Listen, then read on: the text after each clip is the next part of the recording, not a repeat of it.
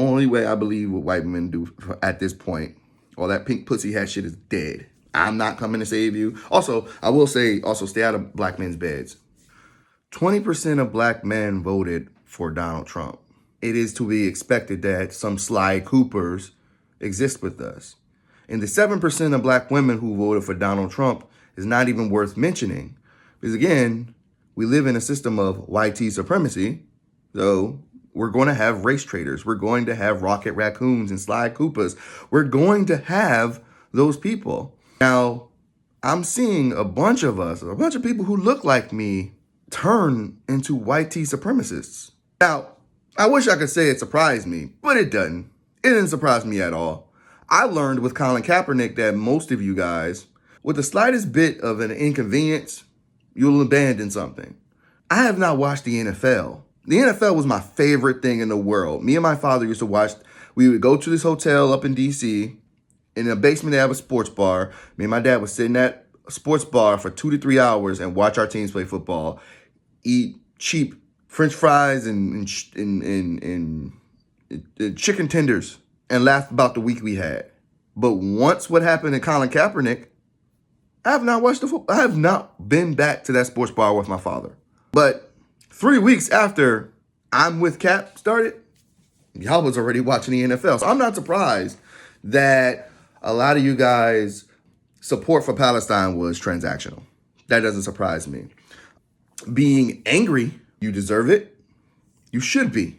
Being callous about the Latinos letting us down, every other race letting us down, and white women letting us down. Being callous about it, I understand it. I get it. Makes all the sense in the world.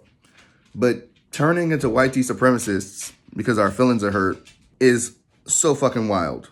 I understand if black women say that don't call me to help you, because they've been telling that to the pink pussy hat people for the longest time. They told the pink pussy hat people, hey, we need help. They ignored them.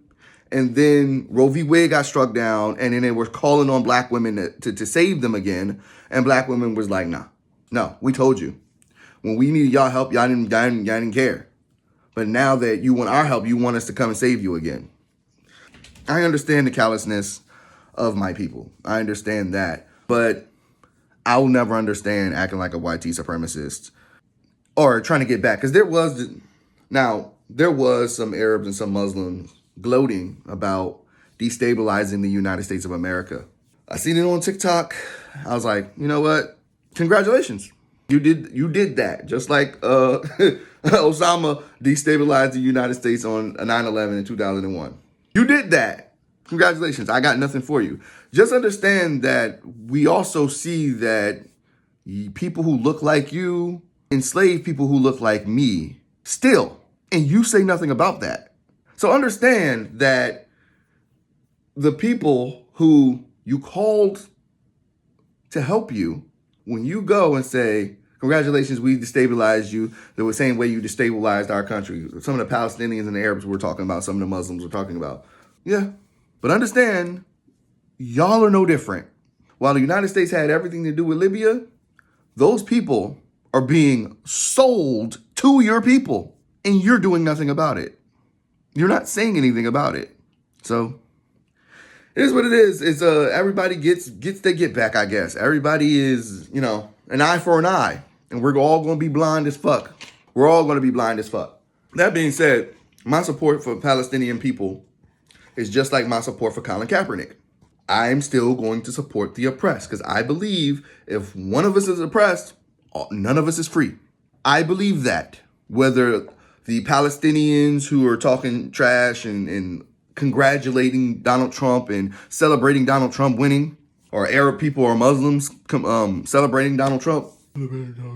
Just because you're doing that doesn't mean you're going to lose my support. But I will remember this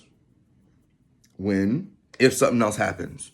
You're not going to lose my support ever. But again, y'all don't say shit about literal slavery happening in Arabic countries. Y'all say shit about that. Pulling y'all card the same way y'all pulling them at Black Americans cards. And first of all, Black Americans also going to McDonald's, the most exploitative business in our country of our people just to spit in the face of Palestinian people who are being G-sided is wild. Going to Starbucks, I don't even think Starbucks was a part of the thing, but Starbucks is one of the main gentrifiers of our neighborhoods, taking our grandmama's houses, and y'all are going ham and ape shit over this. Transactional support, it's not cool. We called it out when white people were doing the black thing, the black profile pictures during the George Floyd situation too. Because that was all transactional, it was all performative.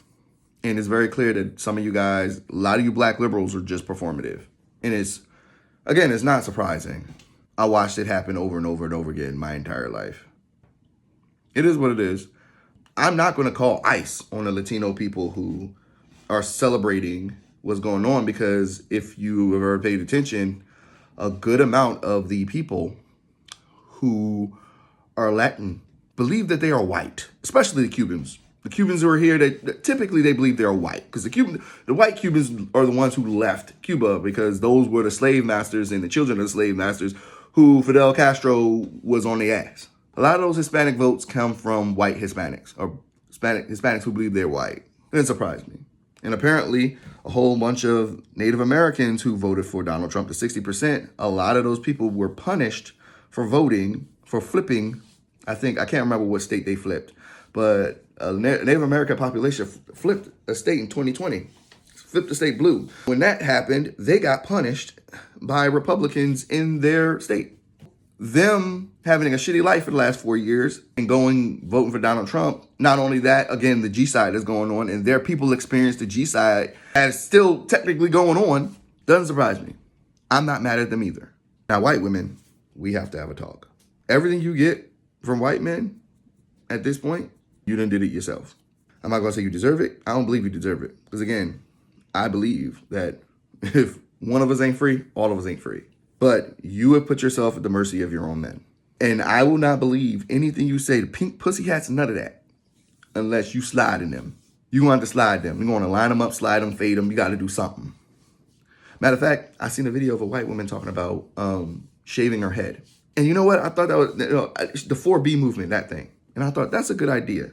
And the reason why I think that's a good idea is because the type of men who vote for Donald Trump, the white supremacists, the patriarchal traditionalists, those men who voted for Donald Trump, a lot of those men think anything that isn't long hair, straight hair, a size 2, tiny women, all of that's masculine. If en masse, a bunch of white women decide to shave their heads and start working out and start taking jujitsu classes and start getting their concealed carry licenses, and they start carrying themselves masculine, I think that might actually do something. Can you imagine one of these men who voted for Trump and the wife who voted for Kamala decides to just shave her head and keep shaving her head until he changes, and keep the cookie in the jar until he changes? Or until they eventually break up, because a lot of these men are just going to break up. They're going to try to go find somebody else. They're going to find other women, because again, 50% of y'all women, white women, voted for Donald Trump. The only way I believe what white women do at this point, all that pink pussy hat shit is dead. The only way I'm buying if y'all are sliding. Commit to your womanness and trash your white supremacists, your white privileges. Trash them. That's the only way I believe you at this point. Until then, I don't care how much y'all pretend that you're an oppressed people, you want that oppression. I'm sad that you want that oppression. To me, it's Stockholm Syndrome, but you want that oppression. I'm not coming to save you. Also, I will say, stay out of black men's beds. Stay out of black men's bed, because I see a bunch of y'all are going to go ahead and start smashing black men. We were the second group who voted for Kamala. Was it 80%? And it's stay out of black men's bed. Because I know y'all don't really love us, and you're only doing it for fetish. And most of you only date black men because you feel safe with black men. But you don't feel safe with black men because black men make you feel safe. You feel safe with black men because all it takes is the one call to get rid of that black man. White women, stay out of our beds. Stay away from our sons. Stay away from us. That's my address. I am not angry. I'm still, again, it's still free Palestine. Regardless of how the Palestinians and the Arabs and the Muslim people celebrated Donald Trump, some of those people who celebrated him, that does nothing for me. Does nothing for me. It shows me the type of people they are. Those are the people who want black people to help them, but won't say anything about the slavery that's going on in Libya, or the slave markets that are going on in Saudi Arabia or Dubai and any of them places. They're the same people who won't do anything about it. So that's all that shows me. You're the same hypocrite you accuse black people of being. And the black people who are being hypocrites, and you don't surprise me. Y'all abandoned Colin Kaepernick, who stood up for us. I'm not surprised that you would abandon the Palestinian people. The Latino people, again, not calling ICE, because again, the Latino people who are going to be affected by ICE being called either look more like me or they're brown, and most of those people more than likely voted for Kamala. White women, I got nothing for you. I said what I said, and white men, I definitely ain't got shit for you. It's forward. It's time to start organizing, doing something about it.